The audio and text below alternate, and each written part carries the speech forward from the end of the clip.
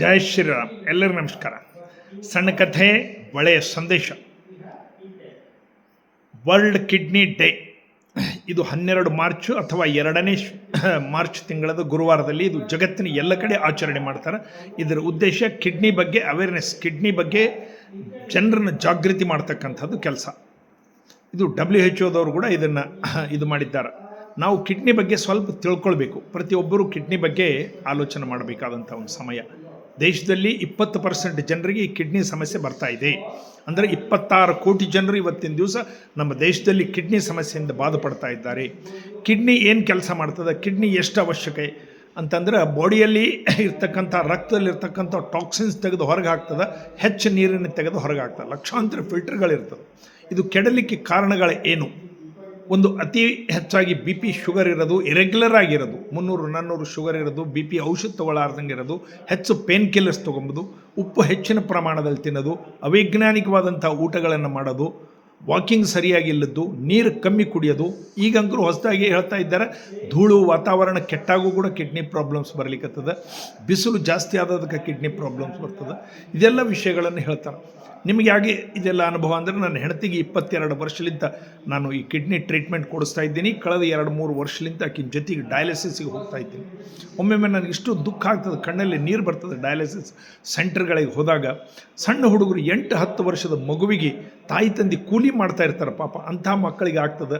ಅವ್ರಿಗೆ 2 ಪಿಸ್ಟೋಲ ಅಂತ ಇರ್ತದೆ ಕೈಯಲ್ಲಿ, 2 ಕೊಳವೆ ಚುಚ್ಚಿ ಬಿಡ್ತಾರೆ. ಒಂದು ಫೋನ್ ಕೊಟ್ಟಿರ್ತಾರೆ. ಆ ಹುಡುಗ ನೋಡ್ತಾ ಇರ್ತಾನೆ. ಅವನಿಗೆ ಏನೂ ಗೊತ್ತಿಲ್ಲ, ಕಿಡ್ನಿ ಅಂತಂದ್ರೆ ಏನು ಗೊತ್ತಿಲ್ಲ, ಡಯಾಲಿಸಿಸ್ ಅಂದ್ರೆ ಗೊತ್ತಿಲ್ಲ. ಫೋನ್ ಸಿಕ್ಕದ ಸಾಕಷ್ಟೇ ಆಟ ಆಡ್ಕೊತಿರ್ತಾನೆ ಆ ಹುಡುಗ ಬೆಳಿಬೇಕು, ದೊಡ್ಡವನಾಗಬೇಕು, ಲಗ್ನ ಆಗಬೇಕು, ಅವನಿಗೆ ಮಕ್ಕಳಾಗಬೇಕು, ಅದು ಸಂಸಾರಿದಾಗಬೇಕು, ಅವನು 100 ವರ್ಷ ಬಾಳೆ ಬದುಕಬೇಕು. ಅಂಥ ಹುಡುಗ 8-10 ವರ್ಷದ ಹುಡುಗ ಕಿಡ್ನಿಗಳು 2 ಹೋದಾಗ ಒಂದು ಏನು ಪರಿಸ್ಥಿತಿ? ಇದಕ್ಕೆ ಟ್ರೀಟ್ಮೆಂಟ್ ಏನು ಅಂತಂದ್ರೆ 1, 2, 3, 4 ಸ್ಟೇಜ್ನಲ್ಲಿ ವೈದ್ಯರು ಹೇಳ್ತಾರೆ ಇದು ಗುರ್ತೇ ಆಗೋದಿಲ್ಲ. 4ನೇ ಸ್ಟೇಜ್ ನಂತರ 5ನೇ ಸ್ಟೇಜ್ ಬಂದಾಗ CKD ಅಂತಾರೆ, ಕ್ರಾನಿಕ್ ಕಿಡ್ನಿ ಡಿಸೀಸ್. ಅವಾಗ ನಮಗೆ ಗುರ್ತಾಗ್ತದೆ, ನಮಗೇನೂ ಮಾಡಲಿಕ್ಕಿರೋದಿಲ್ಲ, ನಮಗೂ ತ್ರಾಸಾಗ್ತದೆ ಅಂಥೇಳಿ ಡಾಕ್ಟರ್ಸ್ ಹೇಳ್ತಾರೆ. ಅವಾಗೇನಪ್ಪ ಅಂತಂದ್ರೆ ನಾವು ಅವರಿಗೆ ಡಯಾಲಿಸಿಸ್ ಕಳಿಸೋದು ಅಥವಾ ಕಿಡ್ನಿ ಟ್ರಾನ್ಸ್ಪ್ಲಾಂಟ್ ಮಾಡೋದು. ಇನ್ನು ಕಿಡ್ನಿ ಟ್ರಾನ್ಸ್ಪ್ಲಾಂಟ್ ಮಾಡಲಿಕ್ಕೆ ನರೇಂದ್ರ ಮೋದಿಯವರು ಒಂದು ದೊಡ್ಡ ಸ್ಕೀಮ್ ಮಾಡಿದ್ದಾರೆ. ಅದರದ್ದು ಜೀವನ್ ದಾನ್ ಅಂಥೇಳಿ. ಅವಾಗ ಮೊದಲು ಯಾರಿಗಂದ್ರೆ ಅವರಿಗೆ ಕೊಡ್ತಿದ್ರು, ಈಗ ಕೊಡೋದಿಲ್ಲ. ಆರ್ಡರ್ ವೈಸ್, ನಂಬರ್ ವೈಸ್ ಕೊಡ್ತಾ ಇದ್ದಾರೆ. ಅದು ಕೆಲವು ಮಂದಿಗೆ ಸಿಗ್ತದೆ. ಸಣ್ಣವ್ರಿಗೆ ಮೊದಲು ಸಿಗ್ತದೆ, ಏಜ್ಡ್ ಆದವ್ರಿಗೆ ನಂತರ ಸಿಗ್ತದೆ. ಇದು ಒಂದು ಸಮಸ್ಯೆ. ಇನ್ನು ಬಂಧು ಬಳಗದವ್ರು ಯಾರಾದರೂ ಕೊಟ್ಟರೆ ಕಿಡ್ನಿನ ಹಾಕ್ತಾರೆ. ದುರ್ಭಾಗ್ಯವಾಗಿ ಫೋನ್ಗಳು ಮಾಡೋದಿಲ್ಲ, ಮನೆಗೆ ಹೋದ್ರೆ ಮಾತಾಡೋದಿಲ್ಲ. ಕಿಡ್ನಿ ಕೊಡ್ತಕ್ಕಂಥವ್ರು ನನಗಂಕರು ಈಗ ಎಲ್ಲಿ ಕಾಣಿಸ್ತಾ ಇಲ್ಲ. ಮಾತುಗಳೇ ಬಿಟ್ಬಿಟ್ಟಿದ್ದಾರೆ. ಕಿಡ್ನಿ ಯಾರು ಕೊಡ್ತಾರೆ ಜನರಿಗೆ? ಅಂಥ ಒಂದು ಪರಿಸ್ಥಿತಿ. ಈ ರೋಗಿ ಬಹಳ ತ್ರಾಸ ಪಡಬೇಕಾಗುತ್ತದೆ ಪಾಪ. ಆ ಜೀವನ ಅದೇ ರೀತಿಯಲ್ಲಿ ಜೀವನ ಮಾಡಬೇಕಾಗ್ತದೆ. ವೈದ್ಯರು ನಮಗೆ ಈ ವಿಷಯಗಳನ್ನು ಹೇಳ್ತಿರ್ತಾರೆ. ವೈದ್ಯೋ ನಾರಾಯಣೋ ಹರಿಹಿ ಔಷಧೋ ಜಾಹ್ನವೀತೋ ಎಂಬಂಥೇಳಿ. ವೈದ್ಯರೆಲ್ಲ ನಾರಾಯಣ ಸ್ವರೂಪ, ಶಾಂತ ರೀತಿಯಿಂದ. ನನಗೆ ಅನುಭವ ಬಂದಿದ್ದು ಕೆಲವು ಡಾಕ್ಟರ್ಸ್ ಇದ್ದಾರೆ. ಡಾಕ್ಟರ್ ರಾಜಶೇಖರ್ ಚಕ್ರವರ್ತಿ ಅಂತೇಳಿ ಇದ್ದಾರೆ. ಅದೇ ಪ್ರಕಾರ ವಿಜಯ್ ವರ್ಮಾ ಅಂತ ಇದ್ದಾರೆ. ಅದೇ ಪ್ರಕಾರ ಒಬ್ಬರು ಇಲ್ಲೇನಪ್ಪ ಅಂತಂದರೆ ಶಶಿಕಾಂತ್ A ಅಂತಿದ್ದಾರೆ. ಅಲ್ಲೇ ರಾಯಚೂರಿನಲ್ಲಿ ಡಾಕ್ಟರ್ ವಿನಯ್ ಬದ್ರಿ ಅಂತಿದ್ದಾರೆ. ಬಹಳ ಶಾಂತ ಸ್ವಭಾವ, ಬಹಳ ಸರಿಯಾಗಿ ಅವ್ರಿಗೆ ಗೋಲ್ಡ್ ಮೆಡಲಿಸ್ಟ್ ಇವರೆಲ್ಲರೂ ಡಾಕ್ಟ್ರುಗಳು ಕೂಡಿಸಿ ಸರಿಯಾಗಿ ಹೇಳಿ ಟ್ರೀಟ್ಮೆಂಟ್ಗಳು ಕೊಡ್ತಾರೆ. ಭಾಳ ಶಾಂತ ರೀತಿಯಲ್ಲಿ ನಿಂತಿರ್ತಾರೆ. ಅದಕ್ಕೆ ಅವರು ನಾರಾಯಣ ಸ್ವರೂಪ ಅಂತೀವಿ. ನಾನು ಅವರೆಲ್ಲರಿಗೂ ನಮಸ್ಕಾರ ಮಾಡ್ತೀನಿ. ನನ್ನ ಸ್ವಂತ ಅನುಭವದ ಇನ್ನೊಂದು ಘಟನೆ, ನನ್ನ ಕಣ್ಣು ಕಂಪ್ಲೀಟ್ 48 ತಾಸು ಬ್ಲೈಂಡ್ ಆಗಿದ್ದೆ. ನಾನು ಜಗತ್ತೇನೂ ಕಾಣಿಸಿಲ್ಲ. ನನ್ನ ಹೆಂಡತಿ ಕೈ ಹಿಡ್ಕೊಂಡು ಕರ್ಕೊಂಡು ತಿರುಗಾಡ್ತಿದ್ಲು. ಹುಬ್ಬಳ್ಳಿ ಒಳಗೆ ಒಬ್ಬರು ನನಗೆ ಆಪರೇಷನ್ ಮಾಡಿದರು. ಡೀಪಾಗಿ ಕಟ್ ಮಾಡಿ ರೆಟಿನಾ ಆಪರೇಷನ್ ಮಾಡಬೇಕಾಯ್ತು. ಡಾಕ್ಟರ್ ಗುರುಪ್ರಸಾದ್ ಅಂತಿದ್ದಾರೆ. ಅವ್ರು ಮಾಡಿದ್ರು, ಕಣ್ಣು ಬಂದದ. 20 ವರ್ಷದಿಂದ ಪ್ರತಿನಿತ್ಯ ಅವ್ರನ್ನ ನಾನು ಜ್ಞಾಪಕ ಮಾಡ್ತೇನೆ. ದೇವರು ನಮಸ್ಕಾರ ಮಾಡಿದ ತಕ್ಷಣ ಆ ಡಾಕ್ಟರ್ ಗುರುಪ್ರಸಾದ್ ಅವ್ರಿಗೆ ನಮಸ್ಕಾರ ಮಾಡ್ತೀನಿ. ಅವರು ನನ್ನ ಕಣ್ಣು ಕೊಟ್ಟರು. 20 ವರ್ಷ ನಾನು ಜಗತ್ತಿನ ನೋಡಿದೆ, ಎಲ್ಲ ಕಡೆ ತಿರುಗಾಡ್ತಾ ಇದ್ದೀನಿ.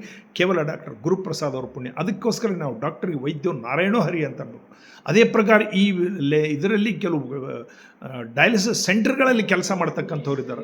ಅಲ್ಲಿ ನಮಗೆ ರಾಯಚೂರಿನಲ್ಲಿ ನಾವು ಕೆಲವು ದಿವಸ ಭಂಡಾರಿ ಹಾಸ್ಪಿಟಲ್ನಲ್ಲಿ ಮಾಡಿಸ್ತಿದ್ದೆವು.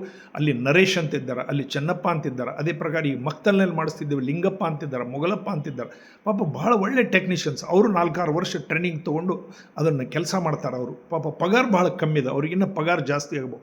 ಅವ್ರ ಪಗಾರ ಕೇಳಿದಾಗ ನನಗೆ ಭಾಳ ಬಾಧೆ ಆಗ್ತದೆ. ಇಷ್ಟು ಕೆಲಸ ಇಕ್ವಲೆಂಟ್ ಡಾಕ್ಟ್ರು ಕೆಲಸ ಮಾಡ್ತಾರೆ. ಎಲ್ಲ BP ಚೆಕ್ ಮಾಡ್ತಾರೆ, ಪ್ರತಿಯೊಂದನ್ನು ಮೇಂಟೈನ್ ಮಾಡ್ತಾರೆ. ಅವರಿಗೆ ಇನ್ನೊಂದು ಸ್ವಲ್ಪ ಪಗಾರ ಹೆಚ್ಚಾಗಬೇಕಂಥೇಳಿ ನಾನು ಮ್ಯಾನೇಜ್ಮೆಂಟ್ಗಳಿಗೆ ಪ್ರಾರ್ಥನೆ ಮಾಡಿ ಕೇಳ್ತಾ ಇದ್ದೀನಿ.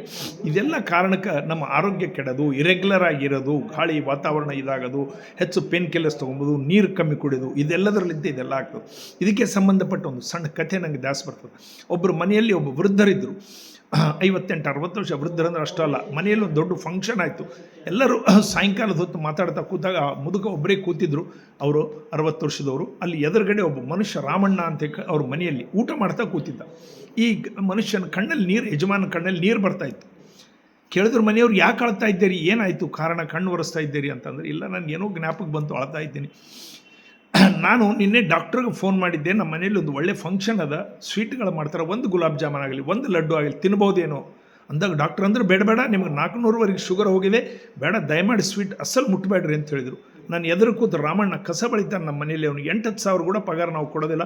ಅವ 12 ಗುಲಾಬ್ ಜಾಮೂನ್ ತಿಂದ, ಈಗ 4 ಲಡ್ಡು ಹಾಕಿದ್ರು ತಿಂತಾ ಇದ್ದ. ನಾವು ನೋಡ್ರಿ, ಆರೋಗ್ಯವೇ ಮಹಾಭಾಗ್ಯ ಅನ್ಲಿಕ್ಕೆ ನನಗೆ ಜೀವಂತ ಉದಾಹರಣೆ ಕಣ್ಣೆದುರು ಕಾಣಿಸ್ತದೆ. ನನ್ನ ಆರೋಗ್ಯ ನಾನು ಕೆಡಿಸ್ಕೊಂಡು ಬಿಟ್ಟೆ. ಎಲ್ಲದರಲ್ಲಿ ಊಟಗಳಿಗೆ ಹೋಗ್ತಿದ್ದೆ, ಆರಾಧನೆಗಳಿಗೆ, ಪೂಜೆಗಳಿಗೆ, ದೇವರ ಗುಡಿಗಳಿಗೆ ಹೋಗಿ 4-5 ಗಂಟೆ ಊಟ ಮಾಡ್ತಿದ್ದೆ, ಅವೈಜ್ಞಾನಿಕವಾದಂಥ ಊಟ ಮಾಡ್ತಿದ್ದೆ, ಉಪ್ಪು ಖಾರ ಹುಳಿ ಜಾಸ್ತಿ ಇದ್ದಿದ್ದು ತಿಂತಿದ್ದೆ, ಸರಿಯಾಗಿ ಟ್ರೀಟ್ಮೆಂಟ್ ತೊಗೋತಿದ್ದಲ್ಲ, ಏನಾದರೂ ಡಾಕ್ಟರ್ ಕೇಳಾರ್ದಂಗೆ ಪೇನ್ ಕಿಲ್ಲರ್ಗಳು ಹಾಕೊಂಡು ಬಿಡ್ತಿದ್ದೆ, ಶುಗರ್ನ ಮೇಂಟೈನ್ ಮಾಡಿಲ್ಲ. ಸ್ವಲ್ಪ ಶುಗರ್ ಇದ್ದಾಗ ನಾನು ಮೇಂಟೈನ್ ಮಾಡ್ಬೋದಾಗಿತ್ತು, ಮಾಡಿಲ್ಲ. ಇವೆಲ್ಲ ತಪ್ಪಿದಗಳಿಂದ ನನಗೆ ಇವತ್ತಿನ ದಿವಸ ಈ ಪರಿಸ್ಥಿತಿ ಬಂತು. ಆರೋಗ್ಯವೇ ಮಹಾಭಾಗ್ಯ ಎಂಬುದು ನನಗೆ ಈ ಜ್ಞಾಪಕ ಬರ್ತಾ ಇದೆ. ನನ್ನಲ್ಲಿ ಅಷ್ಟು ಐಶ್ವರ್ಯ ಇದೆ, ಮಕ್ಕಳಿದ್ದಾರೆ, ಗಳಿಸ್ತಾ ಇದ್ದಾರೆ, ಪ್ರಾಪರ್ಟಿ ಇದೆ, ಬಂಗಾರ ಬೆಳ್ಳಿ ರೊಕ್ಕ ವಾಸ್ತು ಎಲ್ಲ ಇದೆ, ಆರೋಗ್ಯ ಇಲ್ಲ, ಏನು ಮಾಡಲಿ ಅಂಥೇಳಿ ನನ್ನ ಕಣ್ಣಲ್ಲಿ ನೀರು ಬಂತು ಅಂತ. ನೋಡ್ರಿ, ಇದು ಕೇವಲ ಆ ಯಜಮಾನಂದಲ್ಲ, ನಮ್ಮ ಎಲ್ಲರದು.